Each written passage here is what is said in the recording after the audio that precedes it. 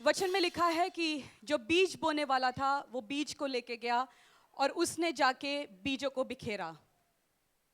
जब बीजों को उसने बिखेरा तो कुछ बीज जाके पथरीली भूमि में जाके गिर गया, कुछ झाड़ियों के बीच में जाके गिरा, कुछ ऐसी जगहों में जाके गिरा। पहले तो पौधा आ गया, परंतु जब सिचुएशंस गलत हो गई तो वो पौधा जो है खत्म हो गया। और कुछ बीज जो उपजाऊ भूमि में जाके गिरा, वो कुछ 60, कुछ 90, कुछ 100 गुना फलों को लेके आया। ये याद रखिएगा कि प्रॉब्लम बीज में नहीं है। बीज सेम था क्योंकि बोने वाला एक ही टाइप का बीज को लेके गया, परंतु जिस भूमि में जाके गिरा वो अलग अलग रीति से रिजल्ट को लेके आया। मेरी प्रार्थना है कि आज वो बीज, आज जो वचन का बीज होगा, जब आपके बीच में बोया जाएगा, वो उन पथरीली भूमि में नहीं जाके गिरेगा, उन झाड़ियों में नहीं जाके गिरेगा। वो बीज आज जंगली जानवर या जंगली पक्षियां आपके बीज को चुरा के नहीं लेके जाएगा, परंतु जो बीज आज बोया जाएगा वो 100 गुना फलों को लेके आएगा। आज आपकी यही प्रार्थना होनी चाहिए कि परमेश्वर 100 गुना फलों को मैं लेके आना चाहता हूं परमेश्वर, क्योंकि बीज बोने वाला वो बीज जो तेरा वचन का बीज है वो सामर्थी बीज है। वो नल और वॉइड नहीं हो सकता, क्योंकि जब बीज को भेजा जाता है वो अपना कार्य को करके आता है। वचन को सुनने से पहले हम तैयार हो जाएंगे परमेश्वर के भवन में बोने के लिए, क्योंकि याद रखिएगा जब हन्ना परमेश्वर के भवन में जाती थी वो प्रार्थना विषय के साथ जाती थी, परंतु प्रार्थना विषय के साथ साथ अपने बड़े ऑफरिंग्स को भी लेके जाती थी। वो खाली हाथ नहीं जाती थी परमेश्वर के भवन में, परमेश्वर के मंदिर में। आज जैसे आप सर्वशक्तिमान परमेश्वर, बादशाहों के बादशाह परमेश्वर से आज मुलाकात करने के लिए आए हैं, हो सकता है हन्ना के समान आए होंगे, एक प्रार्थना विषय के साथ आए होंगे, परंतु आप ये बोल सकते हैं कि परमेश्वर आज जैसे मैं ऑफरिंग्स को रिलीज करती हूँ, और जिस प्रकार जब इलाई जो आया और उसने जब अपने प्रोफेसीज को उसने जब भेजा हन्ना के लिए, उसके बाद हन्ना भी रिजल्ट को लेके आई। ऑफरिंग्स को देने के बाद हम तैयार हो जाएंगे परमेश्वर के दास के द्वारा वचन को, घोषणाओं को, फायर प्रेयर को रिसीव करने के लिए और हन्ना के समान रिजल्ट को लेके आने के लिए, क्योंकि बीज बोने वाला बीज बोएगा। वो आपके ऊपर है कि वो बीज आपके जीवन में कैसे रिजल्ट को लेके आएगा। गवाहियों को आपने सुना, वो गवाहियां जब उनके जीवन में हुई, आप भी तब वहां बैठे हुए थे। उनके जीवन में वो प्रोफेसीज रिजल्ट को लेके आई, क्योंकि उन्होंने उस प्रोफेसी को रिसीव किया अपने लाइफ के लिए, अपने करियर के लिए, अपने शरीर के लिए, अपने करियर, अपने परिवार के लिए। जब उन्होंने रिसीव किया वो रिजल्ट को लेके आए। बीज बोने के लिए, वचन सुनने से पहले, परमेश्वर के दास के आने से पहले हम अपने आप को तैयार करेंगे परमेश्वर के भवन में बोने के लिए। निर्गमन 23 के 19 में लिखा है, अपनी भूमि की पहली उपज का पहला भाग, अपनी भूमि जो आपका भूमि है उसका पहला उपज और पहला भाग अपने परमेश्वर यहोवा के भवन में लेके आना है। जो फर्स्ट है, दशांश, जो आपका भूमि का पहला उपज है, और उसमें भी बेस्ट लेके आना है। हम जानते हैं कि जब केन और हाबिल ने बोया, एक भाई ने अपनी भूमि का पहला उपज और बेस्ट वो लेके आया, और दूसरा बेस्ट नहीं लेके आया। दूसरे ने सोचा कोई बात नहीं, देना ही है। वो कैजुअली उस ऑफरिंग को लेके परमेश्वर के पास चला गया, और वचन कहता है एक भाई का परमेश्वर ने एक्सेप्ट किया और दूसरे का परमेश्वर ने रिजेक्ट किया। हम कैजुअल एटीट्यूड के साथ भी जब बोते हैं, आज जब बाल्टियां आपके सामने आएगी, वॉलंटियर नहीं जान पाएगा आप किस एटीट्यूड के साथ बो रहे हैं, परंतु परमेश्वर जो आज यहाँ पे मौजूद है, यीशु जो मौजूद है, वो जानता है कि आप किस एटीट्यूड के साथ परमेश्वर के भवन में बोते हैं। क्योंकि जब आप नए नियम में पढ़ते हैं, नए नियम में ऐसा लिखा है, जब लोग अपने अपने भेंट को, अपने अपने ऑफरिंग्स को उन बाल्टियों में डालते थे, तो यीशु का नजर उन ऑफरिंग्स के ऊपर था। बहुत से धनवान लोग आए जो अपनी बढ़ती में से कुछ डाल रहे थे, और एक विधवा आई जिसने अपने घटियों में से वो 2 दमड़ियों को डाला, और यीशु ने बोला ये इस विधवा का ऑफरिंग सबसे ज्यादा है, क्योंकि अपने घटियों में से उसने बोया। मैं नहीं जानती आज आप कैसे बो रहे हैं, आप घटियों में से बो रहे हैं या आप अबंडेंस में से, बहुतायत में से बहुत को बो रहे हैं।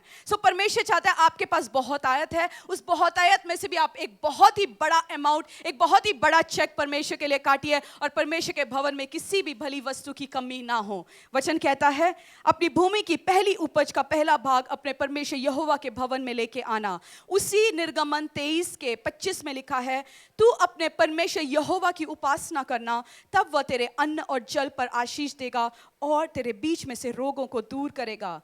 तेरे देश में से ना तो किसी का गर्भ गिरेगा और ना कोई बांझ होगी, और तेरी आयु मैं पूरी करूंगा।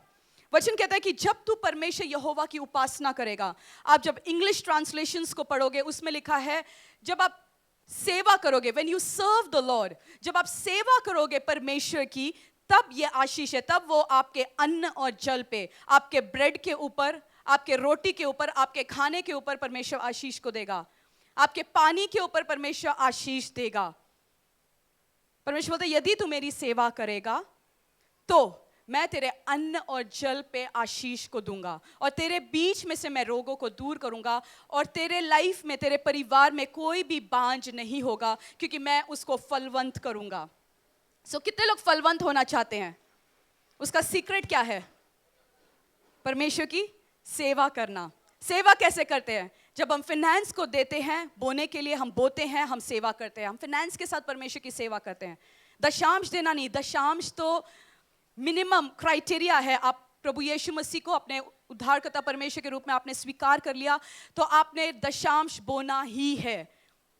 और कुछ लोग ऐसे भी होते हैं जिन्होंने अब तक प्रभु यीशु मसीह को स्वीकार नहीं किया, परंतु परमेश्वर के उस फाइनेंशियल प्रिंसिपल्स को जब अपने लाइफ में लागू करते हैं, वो फाइनेंशियली ब्लेस्ड हो जाते हैं। फाइनेंशियल प्रिंसिपल्स को अगर आप अपने लाइफ में लागू कर लेंगे तो फाइनेंशियल टेस्टिमनी में आप आ सकते हैं।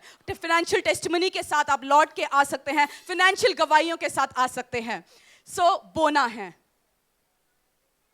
सेवा करना है, शरीर के साथ सेवा करना है, अपने फाइनेंस के साथ सेवा करना है, अपने तोड़ों के साथ सेवा करना है। पढ़ेंगे प्रकाशित वाक्य उसका 7, प्रकाशित वाक्य 7 उसका 13। इस पर प्राचीनों में से एक ने मुझसे कहा, ये श्वेत वस्त्र पहने हुए कौन हैं और कहां से आए हैं? मैंने उससे कहा, हे स्वामी, तू ही जानता है। उसने मुझसे कहा, ये वे हैं जो उस महाकलेश में से निकल कर आए हैं।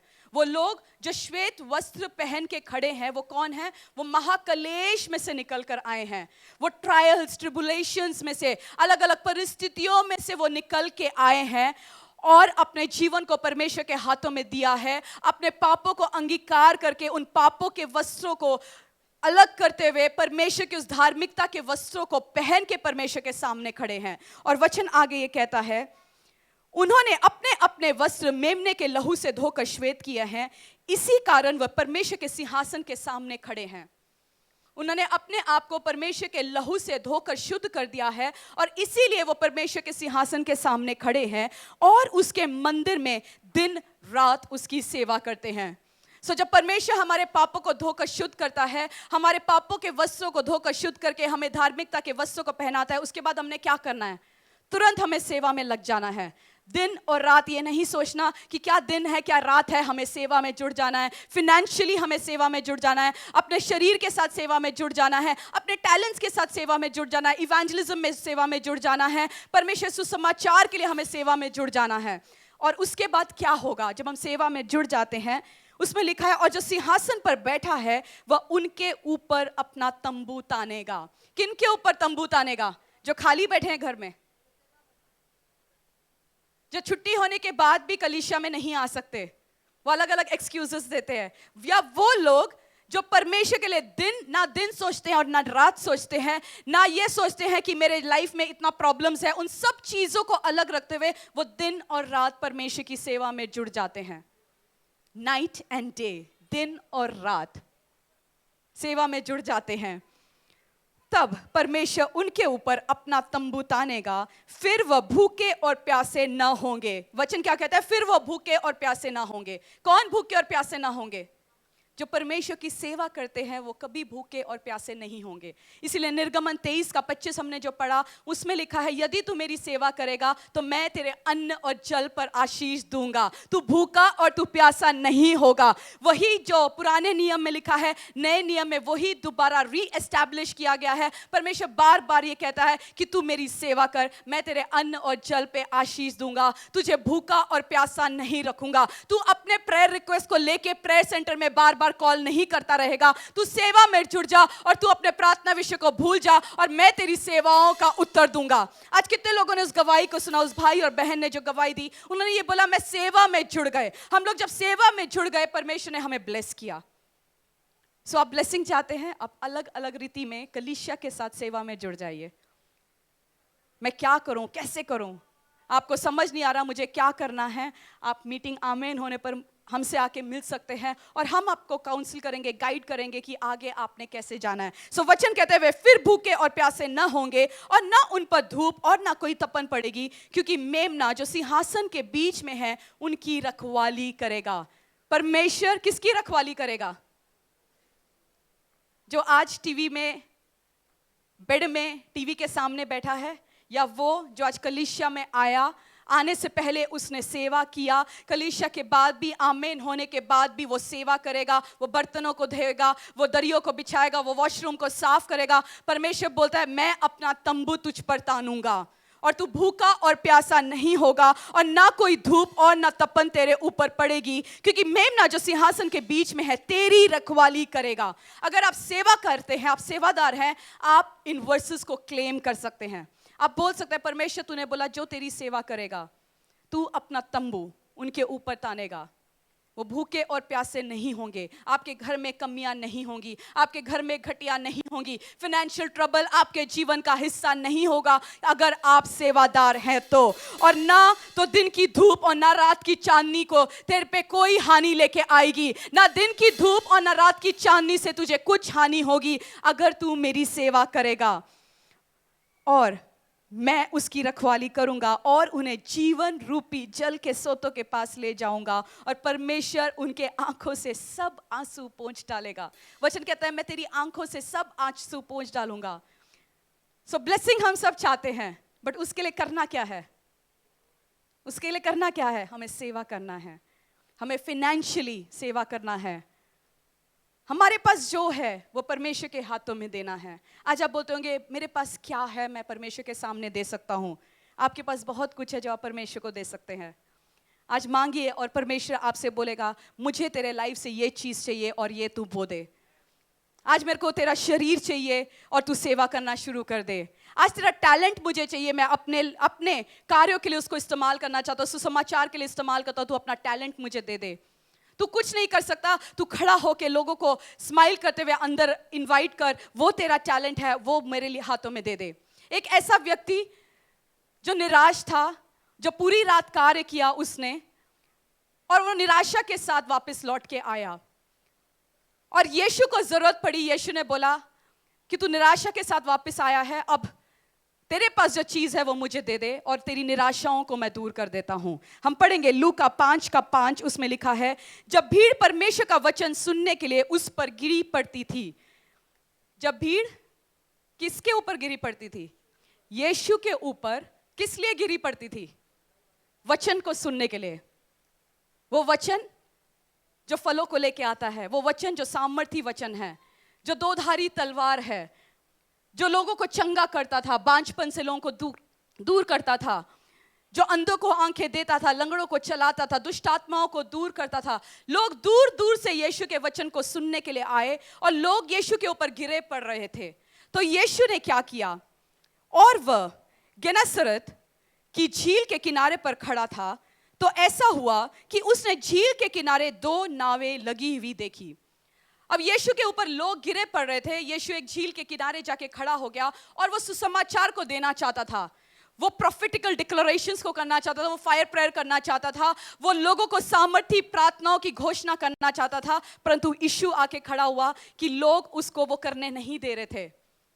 तो उसने देखा किनारे के पास, जब जाके वो खड़ा हुआ, उसने देखा 2 नावें वहां खड़ी हुई हैं और यीशु ने एक भाई को उसमें से बुलाया और बोला कि पतरस, जो तेरा नाव है वो मुझे दे दे।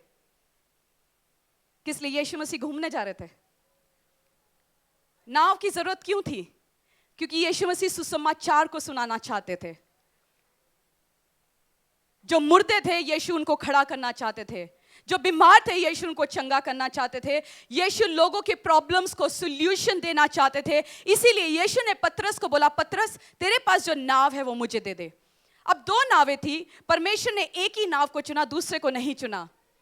जब परमेश्वर आपको ब्लेस करना चाहता है, परमेश्वर आपके नाव को इस्तेमाल करेगा, आपके शरीर को इस्तेमाल करेगा, आपके फाइनेंस को इस्तेमाल करेगा, आपके परिवार को इस्तेमाल करेगा, क्योंकि यीशु आपको ब्लेस करना चाहता है। और आप जानते हैं कि पतरस उस रात पूरी रात मेहनत करके आया और एक भी मछली नहीं पकड़ के आया। पतरस मछुआरा था, पूरी रात उसने फिशिंग किया, मछली पकड़ने गया, पूरी रात कुछ भी लेके नहीं आया, एक भी मछली नहीं पकड़ के लाया। और उस दिन सुबह यीशु को जब उसकी नाव की जरूरत पड़ी, यीशु ने बोला, पतरस तू बहुत मेहनत करके आया, तूने सब कुछ ट्राई कर लिया, तूने जाल इधर भी डाल दिया, लेफ्ट भी डाल दिया, राइट भी डाल दिया, गहरे में भी डाल दिया, हर एक जगह तू जाल डाल के आया, बट तू फेलियर के साथ आया, तू रिजेक्शन के साथ आया, तू तिरस्कार के साथ आया। लोग तेरा हंसी मजाक उड़ाते हैं, तेरे फेलो वर्कर्स जो तेरे साथ जो मछुआरे हैं वो सब तेरे ऊपर हंसते हैं। अब तू आ जा, तू अपनी नाव को मुझे दे दे, गिव मी योर बोट। यीशु ने बोला अपनी बोट को, अपने नाव को मुझे दे दे। उसके बाद जो खाली बोट आया था मैं भर के तुझे दूंगा। और क्या हुआ? पतरस का खाली बोट क्या हुआ? खाली रहा।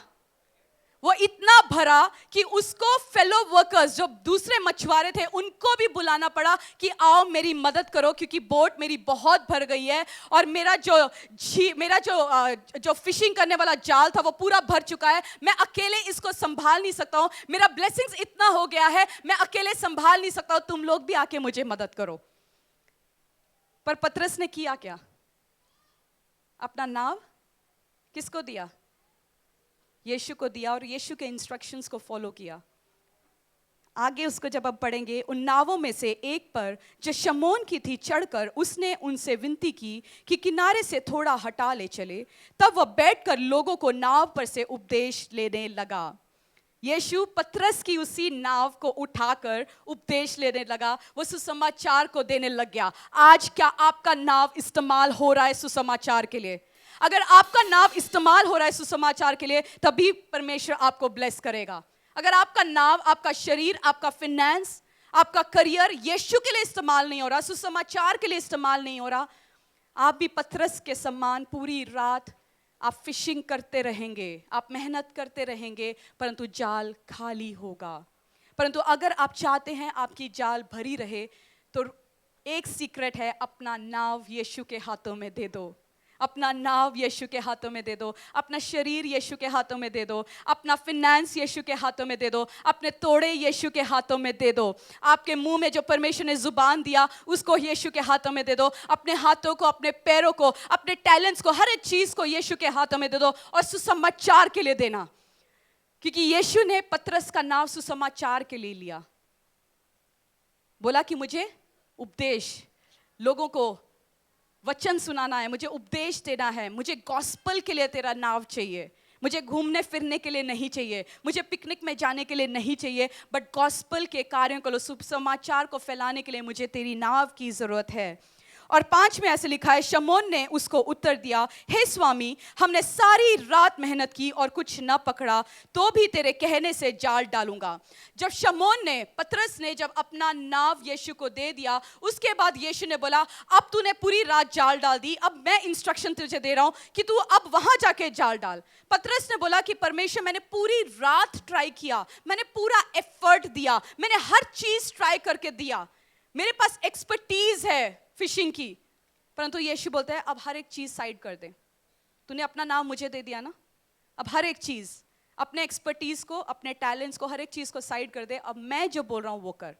अब जाल इधर नहीं उधर और गहरे में ले चल। और वचन कहता है उसके बाद पर पतरस ने बहुत सी मछलियों को उसी जाल में जो खाली था, उसी जाल में पतरस ने बहुत सी मछलियों को पकड़ा और पतरस खाली हाथ नहीं आया। उसी प्रकार जब आप अपना नाव, अपना बोट, अपना शरीर, अपना फिनेंस, अपना टैलेंट्स यीशु के हाथों में दे देंगे, सुसमाचार के लिए दे देंगे, हो सकता है आपने बहुत एफर्ट किया, मेहनत किया, परंतु कुछ नहीं, जीरो रिजल्ट के साथ आप आए। बट आज से जब आप अंगीकार करेंगे, बोलेंगे परमेश्वर आज से मैं अपने बोट को, अपने नाव को पतरस के समान उसको मैं तेरे कार्य के लिए, सुसमाचार के लिए, गॉस्पेल वर्क के लिए मैं देता हूं, उसी पतरस के समान आप भी खाली नहीं आएंगे और आपका ब्लेसिंग उस गांव में गूंजेगा। आपको ब्लेसिंग संभालने के लिए लोगों को बुलाना पड़ेगा, बोलना पड़ेगा मेरे पास इतनी ब्लेसिंग है और तू भी आ जा, तू भी हेल्प कर मुझे क्योंकि मेरे पास इतनी ब्लेसिंग है। इस पर उन्होंने अपने साथियों को जो दूसरी नाव पर थे संकेत किया कि आकर हमारी सहायता करो। आपके पास इतनी ब्लेसिंग होगी, आप अपने फेलो वर्कर्स को बोलेंगे कि आजा मेरे पास बहुत ब्लेसिंग है और मेरी सहायता कर। और उन्होंने आकर दोनों नावें यहां तक की भर ली कि वे डूबने लगी। बेस्ट पार्ट ये है, नावें डूबने लगी परंतु जो जाल फटा नहीं। मछलियां इतनी भर गई और नावें डूबने लगी पर जाल फटा नहीं और एक भी मछली बाहर नहीं किया। एक भी ब्लेसिंग आपका चुराया नहीं जाएगा, आपका जाल ब्लेसिंग के साथ भर जाएगा और वो फटेगा नहीं। आप बड़े बड़े ब्लेसिंग के साथ वापस आएंगे। यह देखो शमौन पतरस ने यीशु के पांव पर गिरा और कहा, हे प्रभु मेरे पास से जा क्योंकि मैं पापी मनुष्य हूं। क्योंकि इतनी मछलियों को पकड़े जाने से उसे और उसके साथियों को बहुत अचंभा हुआ और वैसे ही जब्दी के पुत्र याकूब और यूहन्ना को भी जो शमौन के सहभागी थे अचंभा हुए। तब यीशु ने पतरस से कहा, मत डर, अब से तू मनुष्यों को जीविता पकड़ा करेगा। परमेश्वर ने पतरस को बोला मत डर क्योंकि अब से तू मनुष्यों को जीविता पकड़ा करेगा। तू खाली नहीं जाएगा। जब तूने अपना नाव यीशु के लिए दे दिया, परमेश्वर के कार्य के लिए, गॉस्पेल वर्क के लिए दे दिया, अब तू लोगों को पकड़ने जाएगा, सुसमाचार के लिए जाएगा और तेरे द्वारा बहुत तेरे परमेश्वर में आएंगे।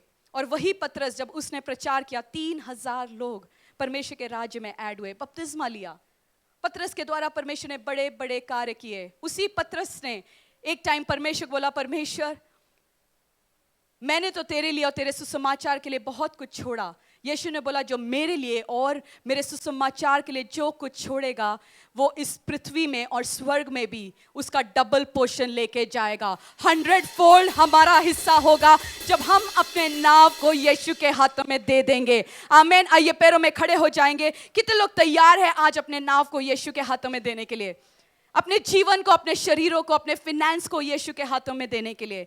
अगर आप तैयार हैं, हाथों को उठाएंगे, बोलेंगे परमेश्वर आज उस पतरस के समान खुदावन, मैं जानती हूँ परमेश्वर बहुत सारे लोग मेहनत करके थक चुके होंगे परमेश्वर, पर रिजल्ट नहीं लेके आ रहे होंगे जिस प्रकार पतरस उस दिन रिजल्ट को नहीं लेके आया था। वो रिजेक्शन के साथ आया, वो नामधराई के साथ आया, वो डिप्रेशन के साथ आया परमेश्वर। परंतु खुदावन जब तू पतरस को ब्लेस करना चाहता था परमेश्वर, तूने उसकी नाव को चुन लिया। आज परमेश्वर मेरी प्रार्थना है खुदावन कि तू लोगों के नावों को चुन लेगा परमेश्वर, और लोगों के नाव परमेश्वर पतरस के नाव के समान वो भरे पूरे रहेंगे परमेश्वर। उनके घर में किसी भी चीज की कमी घटी नहीं होगी परमेश्वर। खुदावन पतरस के हर एक कर्जों को तूने दूर कर दिया परमेश्वर, क्योंकि तूने इतना ब्लेसिंग उसको दिया था परमेश्वर।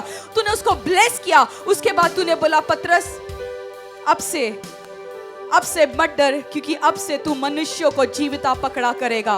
मैं प्रार्थना करती हूँ खुदावन, जैसे ये लोग अपने नाव को गॉस्पेल के कार्यों को ले देते हैं, अपने फिनेंस को, अपने शरीरों को, अपने तोड़ों को परमेश्वर के कार्यों को ले देते हैं, गॉस्पेल वर्क के लिए देते हैं परमेश्वर, तू उनसे बोलेगा मत डर क्योंकि अब से तू मनुष्यों को जीविता पकड़ा करेगा खुदावन। और तेरा वचन कहता है यदि तू मेरी सेवा करेगा तो तेरे बीच में ना तो कोई भूखा होगा, ना प्यासा होगा, और ना तो दिन की धूप और ना तो रात की चांदनी से तुझे कोई हानि होगी, क्योंकि परमेश्वर तू अपना तंबू हमारे ऊपर तानेगा। जिस प्रकार उस दिन पतरस की भूख और प्यास तूने यीशु मिटा दी खुदावन, और उसके ऊपर परमेश्वर तूने अपना तंबू को तान लिया परमेश्वर। हर एक निराशाओं को तूने पतरस के जीवन से खत्म कर दिया परमेश्वर, और तूने पतरस को ब्लेस किया ताकि दूसरे लोगों के लिए भी वो ब्लेसिंग का कारण हो सके खुदावन। और तूने पतरस को चुन लिया परमेश्वर अपने कार्यों के लिए। मैं प्रार्थना करती हूँ आज जो लोग अंगीकार करते हैं, जिस प्रकार पतरस ने जब वो बड़े अद्भुत कार्यों को, जो टेस्टिमनी को देखा, उस नाव को भरते हुए देखा, उसके बाद पतरस ने बोला कि मैं पापी हूँ। पतरस ने अंगीकार किया कि यीशु ही उसके पापों को धोकर शुद्ध कर सकता है। उस अंगीकार के प्रार्थना के बाद परमेश्वर, तूने उसके जीवन में बड़े कार्यों को किया खुदावन। आज मेरी प्रार्थना है परमेश्वर, जितने लोग पहली बार आए हैं या जितने लोग आज पापों के साथ आए, अपने पापों को अंगीकार करते हुए, क्योंकि लोगों ने टेस्टिमनीज को सुना, फाइनेंशियल टेस्टिमनीज को भी सुना परमेश्वर, देखा अपनी आंखों से कि कैसे यीशु लोगों को चंगा करता है, फाइनेंशियली ब्लेस करता है खुदावन। वो सुनते हुए परमेश्वर लोग अंगीकार करेंगे कि मैं पापी हूँ और अपने लाइफ को तेरे हाथों में समर्पित करेंगे। और परमेश्वर पतरस के समान खुदावन तू उनके नावों को चुन लेगा अपने कार्यों को करने के लिए। आज कलीसिया हाथों को उठाते हुए आप बोलना चाहते हैं, परमेश्वर मेरे नाव को तो इस्तेमाल कर, तो हाथों को उठाते हुए आज बोलिए, परमेश्वर मेरी नाव जो आज खाली है परमेश्वर, जब तू इसको इस्तेमाल करेगा परमेश्वर, तू इसको भर देगा खुदावन, क्योंकि तुझ में किया हुआ कार्य कभी भी व्यर्थ नहीं जाता परमेश्वर। तुझ में की हुई सेवाएं और तुझ में किया हुआ बोना परमेश्वर, चाहे वो सुसमाचार का कार्य हो खुदावन, हम कुछ भी तुझ में कर ले, तेरे राज्य को बढ़ाने के लिए हम कुछ भी कर ले परमेश्वर, वो कभी भी व्यर्थ नहीं जाता। जब उस दिन पतरस ने अपने नाव को सैक्रिफाइस किया, अपने टैलेंट्स को, अपने एक्सपर्टीज को अलग रखते हुए, अपने एक्सपीरियंस को अलग रखते हुए, उसने अपने नाव को तेरे हाथों में दिया और तेरे इंस्ट्रक्शंस को जब फॉलो किया परमेश्वर, उसके जाल में इतनी मछलियां फंसी और जाल फटा नहीं। यहां तक नाव भर के डूबने लगा परंतु उसका जाल फटा नहीं। परमेश्वर तू इतना देगा खुदावन कि लोगों की टेस्टिमनीज इस गांव के बाहर जाएगी, इस शहर की बाहर जाएगी, इस देश के बाहर जाएगी, देश विदेशों में परमेश्वर temple of the most high God church की टेस्टिमनीज की गवाहियों की बाढ़ निकल जाएगी परमेश्वर, और जाल फटेगा नहीं परमेश्वर, जाल नहीं फटेगा खुदावन, क्योंकि तू अपना तंबू उनके ऊपर तानेगा और उनकी रखवाली करेगा परमेश्वर, ये तेरा वायदा है।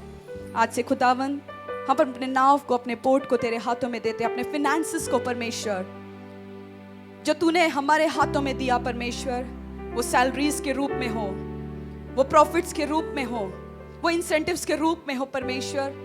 जैसे तेरा वचन कहता है, सारे दशांश मेरे भवन में लेके आओ ताकि मेरे भवन में किसी भी भोजन की वस्तु की कमी ना हो। ऐसा करके मुझे परख के देखो कि मैं आकाश के झरोकों को तुम्हारे लिए खोल कर तुम्हारे ऊपर अपरंपार आशीषों की वर्षा करता हूँ कि नहीं। मैं नाश करने वाले को खुड़कूंगा और तेरे फल कभी भी कच्चे नहीं गिरेंगे। तेरा देश मनोहर देश कहलाया जाएगा। वचन कहता है, मैं तेरे बीच में से हर एक रोग को, हर एक बीमारी को, हर एक बांझपन को दूर करके तुझे मैं ब्लेस करूंगा परमेश्वर। ये वायदा है तेरे सेवादारों के लिए। आज परमेश्वर जो रोते हुए बोता है परमेश्वर, वो जय जयकारों के गीतों के साथ काटेगा भी। अपने ऑफरिंग्स को ऊंचा उठाते हुए, अपने सीड ऑफरिंग्स को ऊंचा उठाते हुए, जो जीसस किचन के लिए आप लेके आए हैं, जो फादर टू फादरलेस के लिए, जैसे आप जानते हैं कलीसिया, हम एक साथ मिलके जो कलीसिया में जो विधवा और जो अनाथ हैं उन परिवारों के लिए हम कलीसिया जो है एक सपोर्ट के रूप में उनके साथ खड़ा है, क्योंकि वचन कहता है अनाथों और विधवाओं का ध्यान रखना। और परमेश्वर तेरे दास को जो तूने विजन दिया था जीसस किचन के द्वारा और फादर टू फादरलेस के द्वारा परमेश्वर, उस विजन के साथ जब हम भी अड़े और खड़े हो जाते हैं परमेश्वर, तू हमें ब्लेस करेगा। आज कलीसिया जो आप जीसस किचन और फादर टू फादरलेस के लिए आप फिनेंस को लेके आए हैं, आप ड्राई राशन को लेके आए हैं, आप चावल, तेल, दाल, मसाले, चीनी, चाय पत्ती को लेके आए हैं, उसको ऊंचा उठाएंगे। जो लंगर के लिए, किचन के लिए आप लेके आए हैं, उसको ऊंचा उठाते हुए परमेश्वर बोले, परमेश्वर जब मैं इन बीजों को बोता हूं परमेश्वर, मैं जानता हूं मेरे घर में दालों की कमी नहीं होगी, मेरे घर में तेलों की कमी नहीं होगी, मेरे घर में फिनेंस की कमी नहीं होगी परमेश्वर, क्योंकि मैं तेरे दास के उस विजन और मिशन के साथ अटैच हो गया था। उस दिन जब भविष्यवक्ता को भूख लगी थी, उस सारपत की विधवा को तूने इस्तेमाल किया, जबकि सारपत की विधवा खुद कर्जों में थी, खुद सुसाइडल टेंडेंसी के साथ थी, परंतु तूने अपने दास को तृप्त करने के लिए, उसकी भूख को मिटाने के लिए परमेश्वर तूने सारपत की विधवा को इस्तेमाल किया। उस भविष्यवक्ता के विजन को एकम्प्लिश करने के लिए तूने सारपत की विधवा को खड़ा किया। उसी प्रकार परमेश्वर आज जो बहुत सारी सारपत की विधवाएं खड़ी हैं तेरे दास के विजन और मिशन को अकम्प्लिश करने के लिए खुदावन उस सारपत की विधवा के घर में भरपूरी था, ओवरफ्लो था परमेश्वर। वचन कहता है कि वो भविष्यवक्ता और सारपत की विधवा और उसका घराना बहुत दिनों तक उसमें से खाता रहा। उसी प्रकार मेरी प्रार्थना है, वो लोग आज जो घटियों में से बोते हैं, आज जो अपने बैंकों को खाली करते हुए बोते हैं, आज जो अपने गहनों को बोते हैं, आज जो अपने सेविंग्स को खत्म करके बोते हैं, आज जो बड़े बड़े चेक्स को देके परमेश्वर तेरे इस भवन के लिए बोते हैं, परमेश्वर एबंडेंस इन लोगों का हिस्सा होगा। परमेश्वर वचन कहता है सारपत की विधवा और उसका घराना बहुत दिनों तक उसमें से खाता रहा। परमेश्वर इनका घराना और इनका जनरेशंस उन ब्लेसिंग्स में से खाता रहेगा परमेश्वर, और कमी इनका हिस्सा नहीं होगा परमेश्वर। इनको फ्रूटफुल करेगा परमेश्वर, कमी इनका हिस्सा नहीं होगा परमेश्वर। हाथों को उठाते हुए थैंक यू जीसस बोलते हुए, इन फाइनेंसेस के लिए थैंक यू जीसस बोलते हुए बोना परमेश्वर तेरे भवन के भोजन वस्तुओं के लिए मैं बोता हूँ, गॉस्पेल वर्क के लिए बोता हूँ परमेश्वर। और खुदावन जब पतरस ने उस सुसमाचार के लिए बोया परमेश्वर, अपने नाव को तूने ब्लेस किया, तूने ब्लेस किया परमेश्वर। हमारा नाव आज से खाली नहीं होगा खुदावन, क्योंकि आज से मेरा नाव मेरा नहीं परंतु खुदावन तेरा है। मेरा शरीर मेरा नहीं परंतु तेरा है, मेरा फिनेंस मेरा नहीं परंतु तेरा है परमेश्वर। और बहुत तायत का ब्लेसिंग हमारा हिस्सा होगा, जिस प्रकार पतरस का हिस्सा हुआ। धन्यवाद करते हुए, हाथों को हिलाते हुए, इन दशांश को, ऑफरिंग्स को Jesus kitchen father to fatherless के लिए, सुसमाचार के लिए जो आप बोल रहे हैं, इवेंजलिज्म के लिए जो आप बोल रहे हैं, उसको ऊंचा उठाते हुए थैंक यू जीसस बोलते हुए बोलिए परमेश्वर ये मेरा सौभाग्य है कि मैं तेरे भवन के लिए बो सकूं परमेश्वर। और जब तू पतरस को ब्लेस करना चाहता था, तूने पतरस के नाव को इस्तेमाल किया। उसी प्रकार जब तू लोगों को ब्लेस करना चाहता है खुदावन, तू उनसे एक्सपेक्ट करता है तू मेरे लिए ये कर, तब मैं तुझे ब्लेस करूंगा। जब पतरस को तूने बोला अपना नाव दे दे, वो नहीं जानता था कि तू उसको ब्लेस करना चाहता, इसीलिए नाव को मांगा। आज परमेश्वर तू लोगों के नाव को इस्तेमाल करना चाहता है ताकि वो ब्लेस्ड हो जाए, वो आशीषित हो जाए खुदावन, ये लोग समझ पाए और अपने नाव को तेरे हाथों में दे पाए। धन्यवाद करते हैं यीशु के सामर्थी नाम से इस प्रार्थना को मांगते हैं, आमीन आमीन आमीन। परमेश्वर के दास के द्वारा टीचिंग्स को सुनने के लिए, अनाउंसमेंट और अपडेट के लिए आप हमारे YouTube चैनल को सब्सक्राइब करें और साथ में बेल आइकन को दबाएं ताकि चर्च के न्यू अपडेट आप सबसे पहले जान सकें।